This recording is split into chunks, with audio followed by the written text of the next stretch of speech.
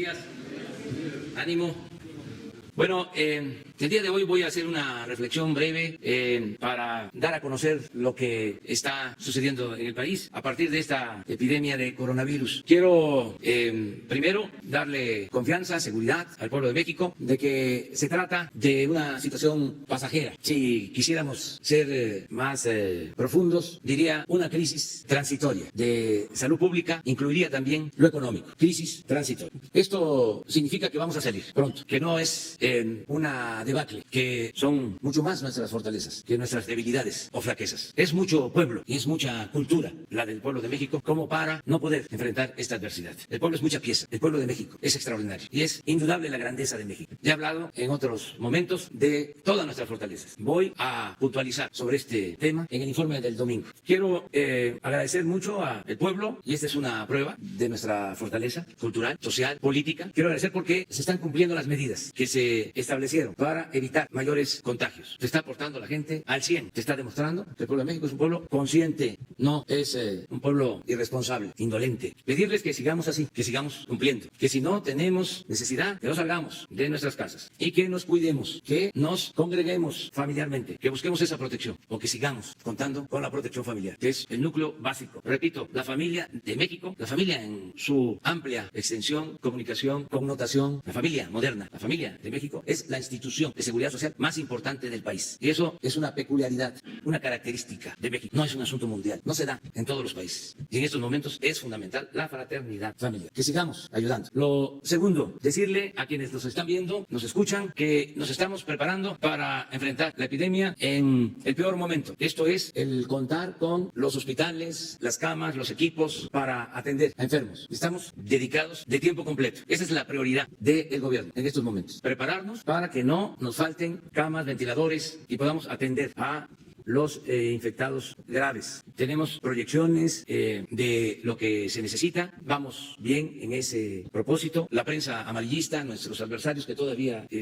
no ayudan porque los domina el odio, tienen que, digamos, cuántos muertos. Ayer estaba yo viendo un mensaje de una periodista pidiendo que, digamos, cuántos muertos van a haber. Esto me hace pensar, y es posible decir que estamos también viviendo en temporada de sopilotes. Ojalá esa actitud cambie y que no nos importe lo que estén haciendo en otros países. México está viviendo un proceso de transformación y es único su proceso, porque México estaba sometido por un régimen de injusticias y de corrupción y ya es otra la realidad. Entonces, estamos preparándonos. Es muy importante seguir las recomendaciones de los técnicos, de los médicos, de los especialistas, de los científicos. Son de lo mejor el equipo que está llevando a cabo la estrategia médica. Ayer se habló de eso. 2 premios nacionales de ciencia y especialistas de primer orden, investigadores eméritos. Entonces, vamos a seguir cuidándonos y informo que estamos preparándonos para tener las camas, los equipos que se requieren. Con ese propósito fui ayer a Tlaxiaco, a la Mixteca. Ayer iniciamos ya el plan de atención a enfermos por coronavirus en 80 hospitales del IMSS Bienestar adaptados. Y mañana y pasado voy a estar visitando hospital y les vamos a estar informando, y a través de ustedes se va a estar informando a los ciudadanos, al pueblo de México. Repito, todo el gobierno está dedicado a que no nos falten las camas, los hospitales, los ventiladores, el equipo médico que se requiere para la atención a enfermos, los materiales básicos. Les digo, teníamos problemas de el gel, de alcohol, ya se resolvió. Y tengo que agradecerle a un empresario de la industria azucarera, de un ingenio de Cardel. Mañana voy a dar su nombre, porque puso a disposición su planta de producción de alcohol y ya está llegando de Cardel el alcohol para no tener desabasto. Ya tenemos alcohol suficiente para desinfectar, para usarlo como gel. Esa información la acabamos de recibir en la reunión del Gabinete de Seguridad, porque no éramos autosuficientes en México en producción de este alcohol. Ahora se está garantizando. Son de las cosas en que hemos estado trabajando. Esto le correspondió atenderlo a la Secretaría de Agricultura. Y así estamos trabajando, consiguiendo lo que hace falta. Como ustedes comprenderán, hay un desabasto mundial de ciertos equipos, porque todos están demandando ventiladores. Básicamente es lo más urgente y necesario. Pero ya nosotros contamos con un número importante. Poco a poco vamos a ir informando y vamos a transmitir cómo estamos preparados. Les puedo decir que ya tenemos equipo suficiente para enfrentar lo que pueda venir, pero queremos prepararnos blindarnos muy bien, blindarnos por completo, no confiados. También que todos sigamos ayudando, porque se van a ver los resultados de todo este esfuerzo. No es en vano todo lo que estamos haciendo. Dijimos desde el principio, no se cura esta epidemia en hospital. Se atiende con medidas preventivas, con la participación de la gente y en casa, en especial con nuestras familias. Ese es el llamado, esta es la reflexión que hago el día de hoy. Vamos a continuar con esta prioridad para luego dar paso a la reactivación económica. Ya lo tenemos muy claro, enfrentar la emergencia y luego la reactivación económica para continuar con el proceso de transformación del país, que es fundamental y es lo que quisieran algunos detener. No les importa de verdad mucho la epidemia del coronavirus o la caída en la economía. Lo que a algunos les preocupa es la transformación, porque no están dispuestos, no están de acuerdo a perder privilegios. Eso los hace actuar con mucho egoísmo y los desquicia. Afortunadamente son una minoría. La mayoría del pueblo quiere la transformación y quiere vivir en paz, con bienestar y con felicidad. Entonces vamos adelante. Abrimos para preguntas y respuestas.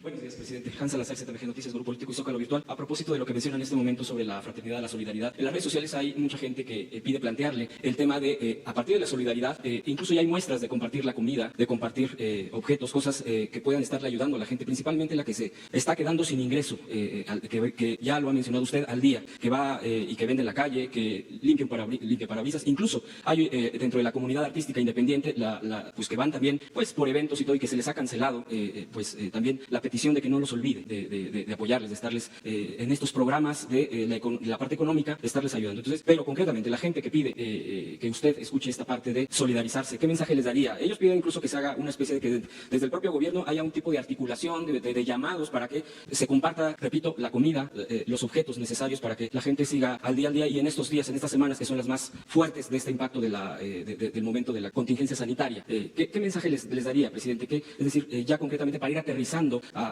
más allá entre familias, entre gente que no se conoce, pero que finalmente tiene esa inquietud. Así como cuando fue en el sismo, cuando ha sido un huracán, usted ha mencionado, y que salen sin mirar a quién, salen a dar, a ofrecer, a aportar. Y segundo, para dar prioridad también a mis compañeros, según planteamiento, le preguntaría, en esta reactivación económica, porque ya se han estado cerrando hoteles, lugares, y bueno, en la propia Ciudad de México ya se ha hecho el llamado por parte de la jefa de gobierno para evitar establecimientos, abrir establecimientos mercantiles aquí en el centro. Ya desde el día de ayer, muchos negocios ya no abrieron a partir de esa respuesta. E incluso se muestra la solidaridad. Hay varios anuncios pegados en los negocios, ayer me percaté de eso, diciendo que se unían a este momento de manera voluntaria, no solamente por un llamado, sino de manera por convicción. Entonces, ese sería el segundo punto. El domingo, que es el informe de usted, que ya lo ha comentado aquí, usted hará anuncios sin preguntarle detalles, por supuesto, porque es el domingo el que va a aterrizar. La pregunta sería, ¿mandará mensaje respecto al tema económico de esta reactivación, ya con pasos concretos de estos programas que ya ha ido mencionando y de apoyo a la gente de manera directa, sin intermediarios? ¿Habrá algo al respecto? Muchas gracias, presidente. Sí, lo primero es importantísimo y yo creo que es algo que se manifiesta siempre, de manera cotidiana, la solidaridad del pueblo.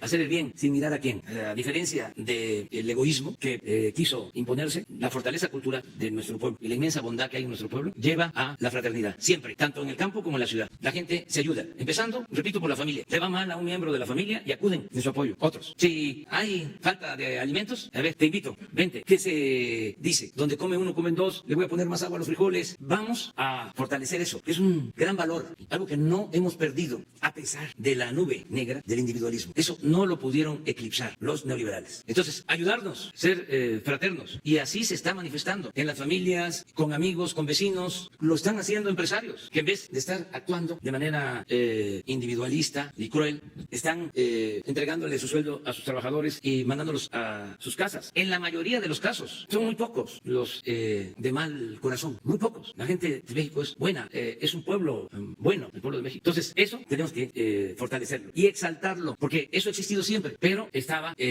abajo, no se exaltaba. ¿Qué era lo que se ponía de manifiesto? El triunfar a toda costa, sin escrúpulos morales de ninguna índole. El individualismo, aprovecha, no andes pensando en otro. Si haces el bien, no te lo van a reconocer. El pueblo es malagradecido. El que se mete a Redentor termina crucificado. Hay que triunfar a toda costa, sin escrúpulos morales de ninguna índole. Esa concepción aspiracionista, individualista, hipócrita, porque al mismo tiempo se va puntualmente a los templos y a la iglesia y se olvidan los mandamientos. Sí, sí, y esto es algo bueno, es un elemento bueno que tenemos en México. Y el gobierno tiene que hacer lo mismo. Por eso la decisión de que bajan los sueldos de los altos funcionarios públicos, la decisión de que no se va a despedir a ningún trabajador al servicio del Estado y otras decisiones. Se va a profundizar en el plan de austeridad para que no haya lujos en el gobierno, que continúe la austeridad republicana, pero que no se relaje la disciplina. No puede haber gobierno rico con pueblo pobre. Entonces, si tenemos nosotros que dar el ejemplo predicar con el ejemplo. Y en su momento vamos a dar a conocer todo el plan para la reactivación económica. Y tengo confianza de que es una crisis transitoria, que vamos a salir, que tenemos muchos recursos y lo fundamental, un pueblo trabajador, un pueblo bueno, un pueblo solidario. Eso es lo que puedo contestar.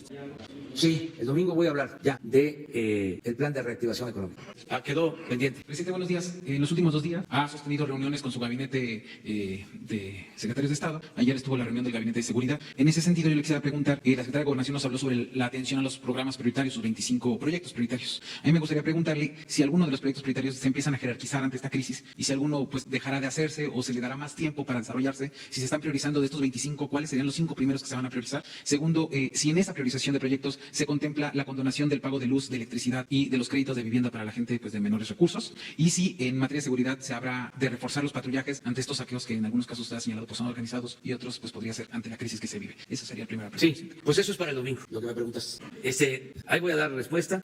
Voy a hablar de cómo estamos enfrentando la pandemia y cómo vamos a reactivar la economía. Básicamente, voy a ser muy puntual. Solo quiero adelantar, ya lo he hecho, pero como fueron 36 años de predominio de la política económica neoliberal, pues quedaron las inercias. Siempre he sostenido que estamos en un proceso de transición, en donde lo antiguo, lo viejo no acaba de morir y lo nuevo no acaba de nacer. Entonces, ir hacia adelante siempre significa estar enfrentando rémoras, siempre hay obstáculos, siempre hay resistencias al cambio. Entonces, ya no se van a aplicar las recetas de antes, lo que se hacía en la época neoliberal. Ya eso no. Ayer hablábamos, no vamos a rescatar a los de arriba y dejar en el abandono a los pobres, como se hizo. No estoy inventando nada. Eso no. Tampoco vamos a endeudar al país. Tampoco vamos a dar pie a la corrupción, porque en las épocas de crisis se agravaba la situación porque se desataba la corrupción. En Fobaproa no solo fue el rescate, sino lo que se robaron los llamados hombres de negocio y los funcionarios públicos. O sea, se diseña una medida, desde luego, no estábamos de acuerdo. Pero además de la medida del rescate, por influyentismo, se pagaba mucho más. Les puedo poner un ejemplo. La autopista del Sol se rescató cuando el Fobaproa la tenían unos empresarios. Se hizo un avalúo y se tenía que pagar una cantidad. Ese era el rescate. No se respetó el avalúo y se pagó mucho más por influyentismo. Y todo eso fue a la panza del Fobaproa y todo eso luego se convirtió en deuda pública. No hablo al tanteo, siempre tengo pruebas y conozco al régimen de corrupción y sé cómo se comportan en tiempos normales y en tiempos de crisis. Y puedo decir que en tiempos de crisis se les estimula la voracidad, les da más hambre de robar. Entonces, ya eso no lo vamos a permitir. Y les digo, no me está costando trabajo poner orden, porque muchos ya entendieron que son otros tiempos y que lo anterior le hacía mal al país, le hacía mal a México, le hacía mal a todos. Y ya están aceptando las nuevas reglas, la nueva realidad. Son muy pocos los que se quedaron en el almanaque, pensando que es lo mismo de antes. No, ya no van a haber esas intervenciones para favorecer a minorías y para dar paso a la corrupción. Ahorita tenemos que cuidarnos todos y todos, por convencimiento, debemos de aceptar que se debe dar trato preferencial a los más necesitados. Que primero, los más pobres. Que vamos a poner de manifiesto en los hechos nuestro humanismo. Vamos a salir muy fortalecidos de esto, porque en momentos de crisis es cuando también se van fortaleciendo las convicciones. Así se van consolidando las fortalezas de los pueblos. Presidente, mi segunda pregunta es, ayer Donald Trump anunció una nueva operación antidrogas que incluye la participación de 22 países, entre ellos México. Este operativo, dijo el mandatario estadounidense, se centra en el combate a los cárteles de droga en nuestro país. ¿Cómo va a funcionar México? ¿Cómo es esta? Si nos podría detallar un poco cómo se estableció este lazo, cuáles fueron los acuerdos y de qué manera va a funcionar. Y si hace un llamado también, presidente, un poco en el tema del coronavirus, a estos pobladores de la zona de Morelos que amenazan con que si se pone en funcionamiento un hospital para atender a personas con coronavirus, pues quemarían el hospital. Serían esos dos temas. Gracias, presidente. Bueno, hay cooperación permanente con el gobierno de Estados Unidos y es buena la relación con el gobierno de Estados Unidos y con el presidente Donald Trump. Hay trabajo coordinado. Él constantemente lo dice y lo reconoce y es cierto. Hay cooperación con el gobierno de Estados Unidos y quiero manifestar que ha habido una actitud muy respetuosa y de colaboración de parte del embajador de Estados Unidos en México. Es muy buena la relación. Esto nos ha ayudado mucho a resolver problemas. Cuando la gente decide en Mexicali el que no se instale la cervecera, algunos no pensaban de que esto nos iba a dañar si se consultaba a la gente y si se le daba la decisión a la gente. Ya conocen ustedes el resultado. No quiso la mayoría de la gente urgente la instalación de esta planta. Sin embargo, por la confianza que hay en el gobierno de México, se acercaron los directivos de la planta, vinieron a hablar con nosotros en el plan de llegar a un acuerdo, como tenía que ser, a dar sus argumentos. Nosotros hicimos lo propio y se acordó en una primera plática que no se va a operar la planta cervecera en Mexicali. Eso ya está aceptado. Se respeta la voluntad de los ciudadanos y se van a buscar opciones alternativas. Pero no se va a usar el agua de Mexicali para producir cerveza y exportar. Y se va a llegar a un acuerdo. Bueno, todo esto es posible porque el gobierno de Estados Unidos y la embajada han hecho un trabajo respetuoso de conciliación para mantener relaciones amistosas. Entonces, así como esto, en otros casos, lo mismo. Les hablo de la planta y les hablo del gobierno de Estados Unidos porque los empresarios de esta planta son estadounidenses. Pero así también en otros aspectos. Hay cooperación. Eso es lo que puedo dejar de manifiesto. Agregar lo que preguntas, decir a lo que preguntas sobre un incidente que hubo en Morelos, decirle a la gente que no se debe actuar de esa forma, que no es correcto, porque no hay ningún riesgo de infección a la población que está alrededor de un hospital. No pasa nada. Y que no debe de tenerse esa actitud. No ayuda. Además, no es una actitud humana. ¿Cómo decir que se va a impedir usar un hospital o que se va a hacerle daño? Que ni siquiera quiero usar la palabra.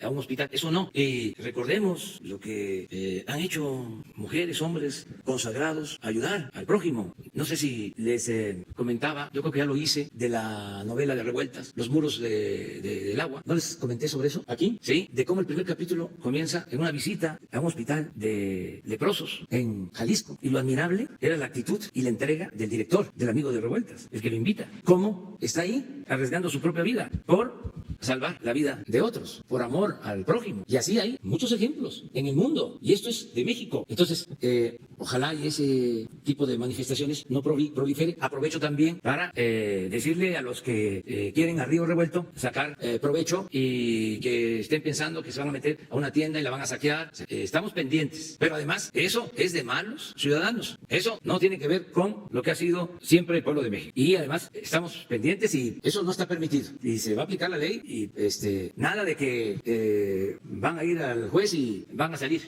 al día siguiente. Pero no es lo coercitivo, no es el que se va a aplicar la ley. Es el llamado a que esas actitudes no se registren, que no suceda, que actuemos de manera ejemplar. Como hasta ahora, que no vayan a salir ahí con esas cosas. Porque se afectan ellos, se afecta a la comunidad, se afecta a México. No queremos esas notas, no queremos que sea esa la nota de que hay mal portados, gente que no actúa con integridad. Y nada de usar de excusa la crisis, que empiecen ahí a decir, es que no tenemos para nuestra alimentación, que se nos solicite, hay para todos. También aprovecho para hacer el llamado a los comerciantes, a los dueños de gasolinerías o gasolineras. No hay desabasto, tenemos alimentos suficientes, gasolina suficiente, diésel suficiente y está costando menos la gasolina, como nunca está bajando el precio de la gasolina. Ayer fui a Oaxaca, les decía, y en promedio 16.30 la Magna, pero hay lugares en donde está vendiendo a 13.50 el litro. Si ven una gasolinera que está vendiendo la Magna en 20, ese es un abusador. Las aplicaciones que funcionan en la ciudad ayudan mucho. Ojalá y se usen cada vez más, porque es muy fácil. Se puede ver con esa aplicación en dónde está más barata la gasolina y dónde dan litros de litro y no comprarle a los careros.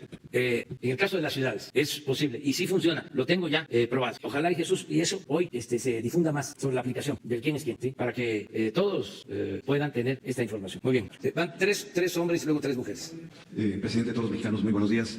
Carlos Pozos, reportero de la Molécula Oficial. Gracias por el uso de la palabra. Antes de iniciar mis 2 preguntas, quisiera hacer de su conocimiento que a raíz de una investigación encontré un elefante blanco que costó 95 millones de pesos. Se trata del Hospital Comunitario de Tulum, que el 23 de marzo del 2016 Roberto Borge dijo que solo faltaba equipo médico para que pudiera funcionar. Nada más, si la Secretaría de Salud y el gobierno de Quintana Roo de Carlos Joaquín pudieran echarlo a andar, serviría mucho ese hospital para la zona del sureste del país. Mi primera pregunta, señor presidente. En medio de esta emergencia del COVID-19, se observa la falta de unidad y solidaridad hacia su gobierno.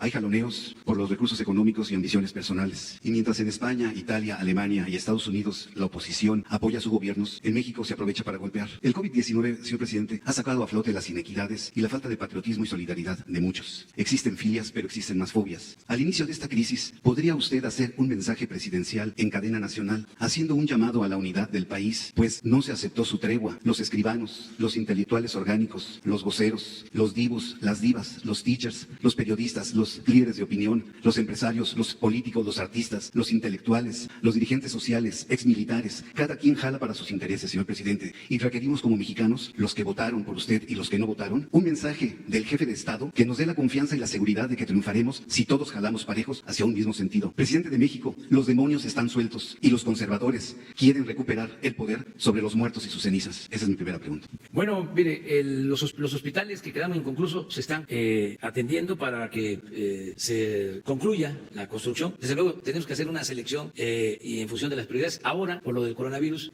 estamos dándole prioridad a los hospitales que les faltaba muy poco para terminarlos. Por ejemplo, este hospital de ayer, de Tlaxiaco, se inició hace más de 10 años. Estaba en obra negra y ya se terminó. Así se están terminando otros hospitales, pero quedaron muchos inconclusos. Fue un tiradero de obras. Hay que levantarlos. Si me dicen, hace falta un hospital en este pueblo, pues comento, sí, realmente es muy indispensable, porque la prioridad no por el coronavirus, sino en general, es terminar los inconclusos, porque ya se invirtió, ya hay dinero ahí y no podemos abandonarlos. Es como el caso del tren Toluca, Ciudad de México. Necesita 20,000 millones para terminarse. Ya están los trenes. Ni modo de decir, ahí se queda, lo tenemos que terminar. Sí, nada más estamos viendo cómo conseguimos los fondos. Este año se está trabajando en el tren Toluca y hay una inversión de más de 3,000 millones, porque tenemos que terminar esa obra. Lo mismo en el caso de hospitales y escuelas y caminos y todo lo que quedó en proceso. Acerca del llamado a la unidad, lo estoy haciendo constantemente, pero tenemos que ser muy objetivos, muy realistas.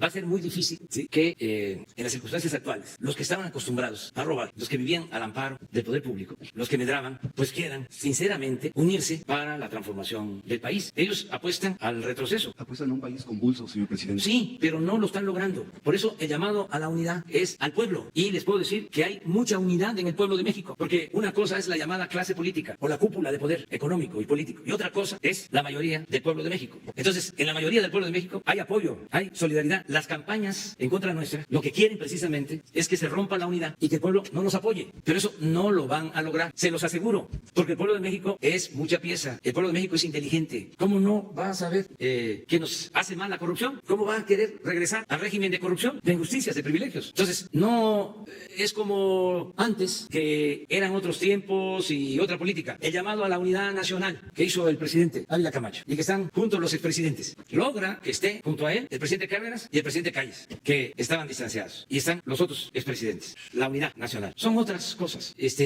Ahora yo, sin decir, no nos importa si nos apoyan o si mantienen su actitud hostil al gobierno, sin eso, yo lo que pienso que lo más importante es la unidad del pueblo, que antes no era tomado en cuenta. Por eso el pueblo está tan contento con el gobierno, porque no se toman decisiones en contra del pueblo, a espaldas del pueblo. Antes se decía, el pueblo no existe, la política es asunto de los políticos. Ahora es completamente distinto, y eso lo percibe la gente, lo sabe la gente, y me están dando su confianza, me están dando su apoyo, y desde luego que van a seguir los adversarios queriendo debilitarnos, pero no lo van a lograr. Y además, en mi caso, si yo estoy convencido, si estoy luchando por una causa justa, que es la transformación del país, por acabar con la corrupción, ¿cuándo creen ustedes que voy a ceder? Pues solo muerto, son mis convicciones de toda la vida. Vamos a seguir adelante, convocando, nada más, dejando en claro, informándole al pueblo. Por ejemplo, ya se aprobó en la Cámara de Diputados, votaron en contra los legisladores del PAN, de la reforma al artículo 4 de la Constitución para garantizar el derecho a los adultos mayores a la pensión, el derecho a la pensión a niñas, niños con discapacidad, el otorgamiento de becas a estudiantes, la atención médica y los medicamentos gratuitos. Esa es la gran reforma social. Votaron en contra los panistas en la Cámara de Diputados. En la Cámara de Senadores votaron a favor, pero ahora pasó a los congresos locales. Hasta ayer la mayoría había votado a favor. Solo una legislatura, pero quiero que lo sepan los ciudadanos de Aguascalientes, la legislatura de Aguascalientes, los legisladores de Aguascalientes, los integrantes del Congreso local, los diputados, diputadas de Aguascalientes votaron en contra. Y lo digo desde aquí porque a lo mejor allá, por el control que hay de los medios de información, todavía en algunos estados del país, o porque no se tiene en todos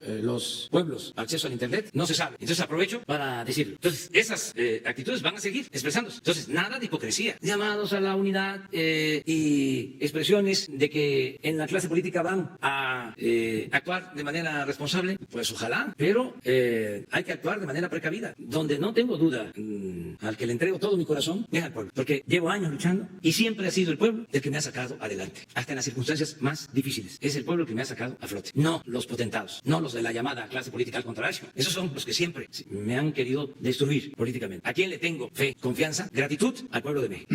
presidente constitucional de los Estados Unidos mexicanos, en su segundo informe trimestral de la Cuarta T, nos va a dar a conocer cómo se va a ajustar este Plan Nacional de Desarrollo, debido a que pues las circunstancias han cambiado, las necesidades económicas y sociales generadas por el COVID-19 hacen una situación diferente a la de hace un año y 3 meses. Y si dentro de este tercer informe usted dará a conocer medidas anticíclicas. Mire, el programa para la reactivación económica se inscribe en el plan de desarrollo. Sí, lo que hemos venido haciendo nos ha ayudado, nos ha protegido. Por ejemplo, se viene lo de la pandemia, coronavirus, pero nosotros teníamos un peso fuerte. Entonces nos agarra con una moneda fuerte. Viene la depreciación, ¿sí? Nos pega, pero como estábamos arriba, nos pega menos. ¿Sí? Si nos hubiésemos gastado todos nuestros ahorros, no tendríamos ahora de qué echar mano. ¿Cuáles son los ahorros? Fideicomisos, fondos que cuidamos. Ahora podemos usar esos ahorros. Entonces, tenemos posibilidad de hacer una propuesta distinta, no bajo las mismas premisas de antes. Les decía yo, el que no aumenten los precios, el que no tengamos, desde luego, que aumentar impuestos, ¿sí? El que no se despida a trabajadores y el que podamos con los ahorros apoyar a los productores, sobre todo a los pequeños productores. Yo les hablaba hace poco de 2 buenas noticias. Una, que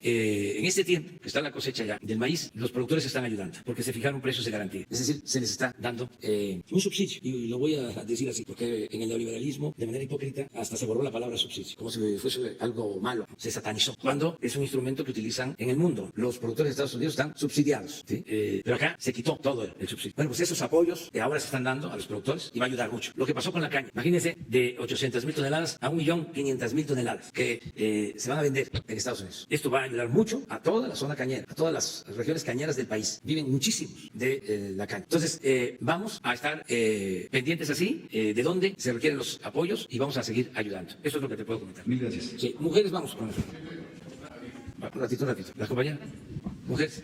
Presidente, buenos días. Lidia Arista, reportera de Grupo Expansión. Quisiera preguntarle sobre estos precriterios que mandó la Secretaría de Hacienda de la Cámara de Diputados. En ellos ya se modifica la expectativa de crecimiento económico. Se ubica entre menos 3.9 y 0.1%. Usted ya nos ha dejado claro que no va a haber condonaciones fiscales, pero ¿ha pensado en alguna otra alternativa? Esto como una medida para cuidar el empleo de las personas.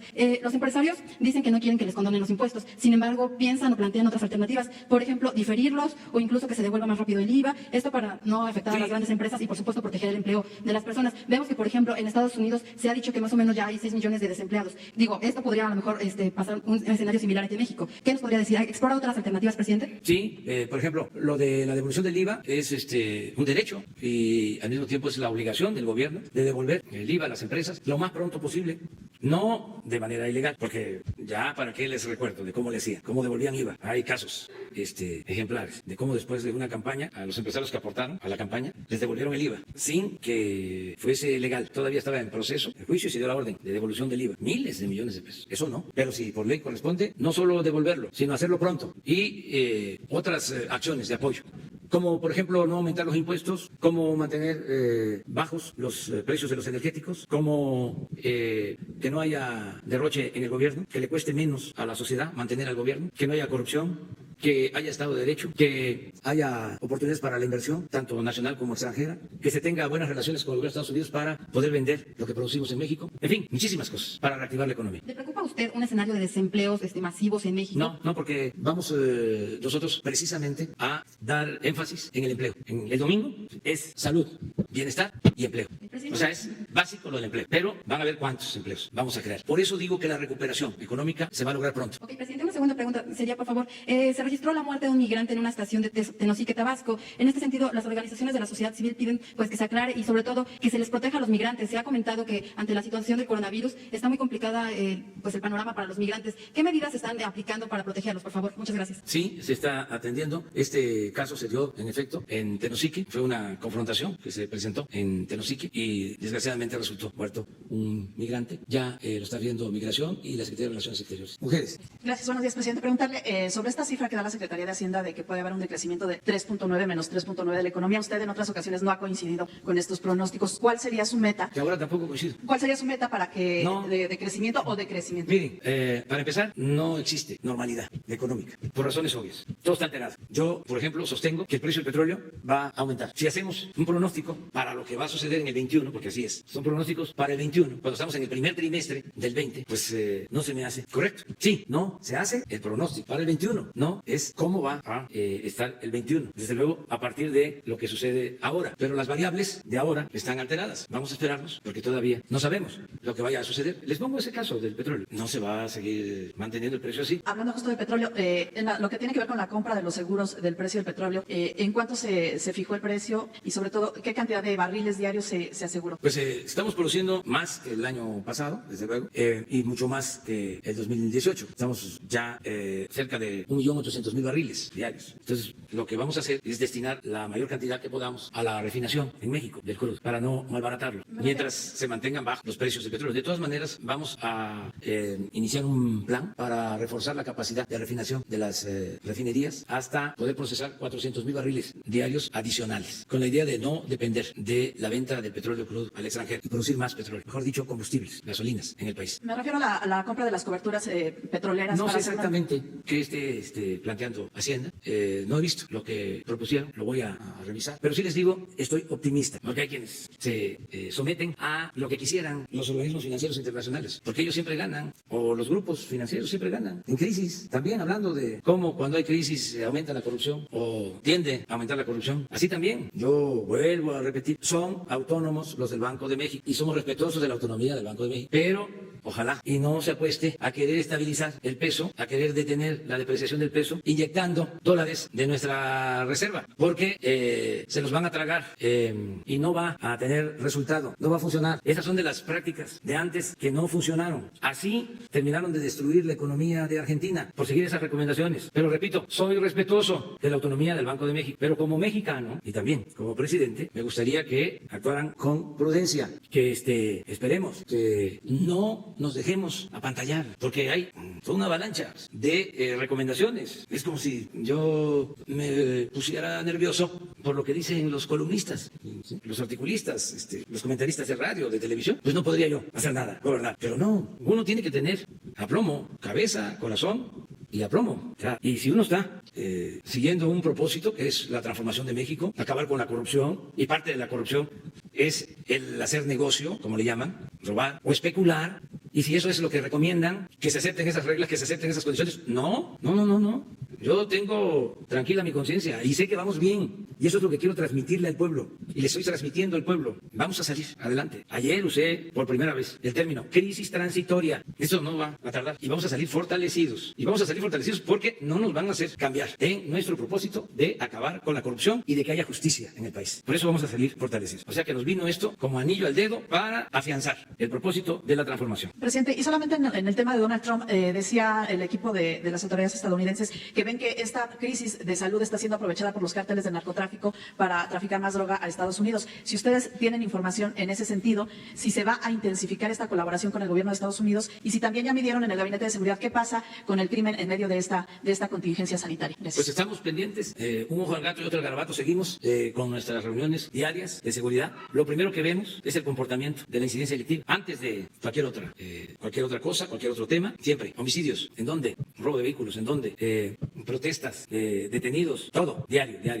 Y en cuanto a la cooperación con Estados Unidos, ¿va a continuar? No, es lo mismo, porque hay muy buena comunicación con el gobierno de Estados Unidos, estamos trabajando de manera coordinada, desde luego con respeto a nuestras soberanías. Eso ha quedado de manifiesto desde hace tiempo. Afortunadamente, ellos han actuado con mucho respeto hacia nosotros y nosotros correspondemos y actuamos con mucho respeto al gobierno de Estados Unidos y con respeto al presidente Trump. La señora dama, sí, compañera. Buenos días, señor presidente. Berenice Telles, del Diario Nacional 1+1. Son dos preguntas. Una que tiene que ver con la época de estiaje en algunas poblaciones del país. En el caso de Ayutla, pues nos llegó una información de que no solo padecen de la falta de agua, sino que tuvieron ahí un incidente con un incendio forestal. Entonces, ahí sí pudiera, tratar el tema con la gente de Conagua para ver, porque al parecer cada año padecen esta misma situación.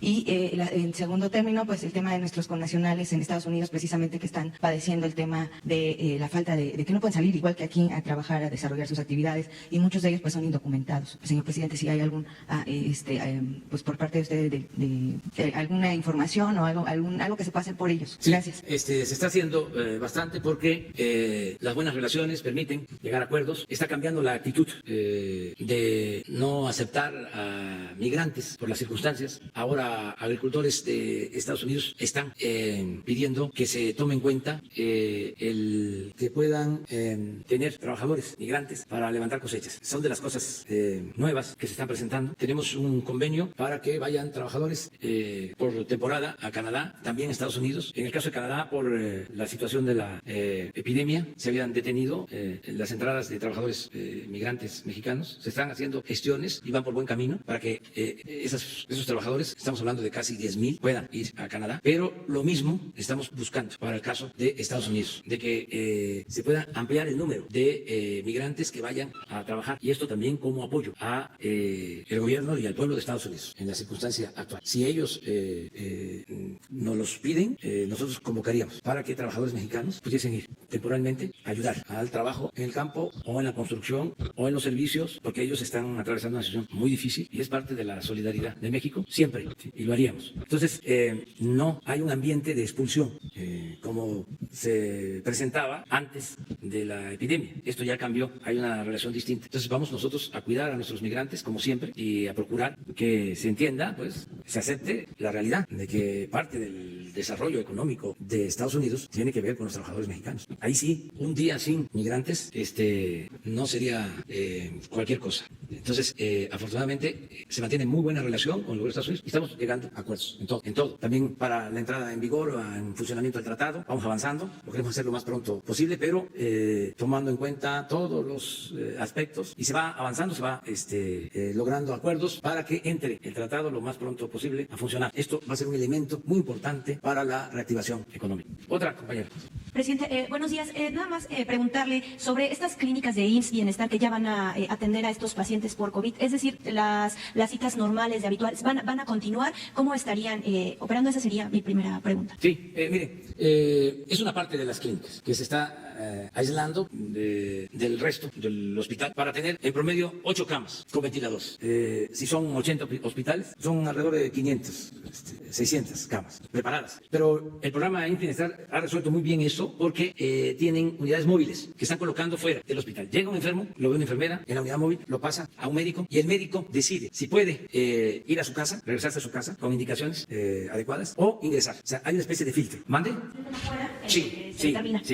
Hay 80 unidades móviles para que no entren por la puerta principal del hospital para evitar el contagio, sino que primero sean revisados. Es un filtro y de ahí ya se decide. Están trabajando muy profesionalmente en todo esto, los médicos, los especialistas. También no sé si hablé, pero es importante que demos prioridad, no solo en hospitales públicos, también en hospitales privados. Y es un llamado respetuoso a los dueños directivos de hospitales privados, que sus espacios, sus camas, sus ventiladores disponibles los utilicen para los que de verdad necesitan el tratamiento. Esto es, si va un joven de 20, 30 años que está infectado, pero como tiene para pagar, pues ocupa, yo quiero estar aquí. Y si llega un adulto mayor o una gente con diabetes, con hipertensión, infectado, pues ese tiene más necesidad. O sea, que no sea el dinero lo que determine a quién atender en un hospital privado. Que en estas circunstancias se le dé atención especial a los más vulnerables. Esto lo instruí en la reunión de la mañana para que lo analicen los médicos, los especialistas, los científicos y nos hagan una recomendación. Pero es muy importante porque no es nada más la capacidad de atención que tiene el sector público. Nos estamos preparando para que el sector público, el sector salud público, sea capaz. Pero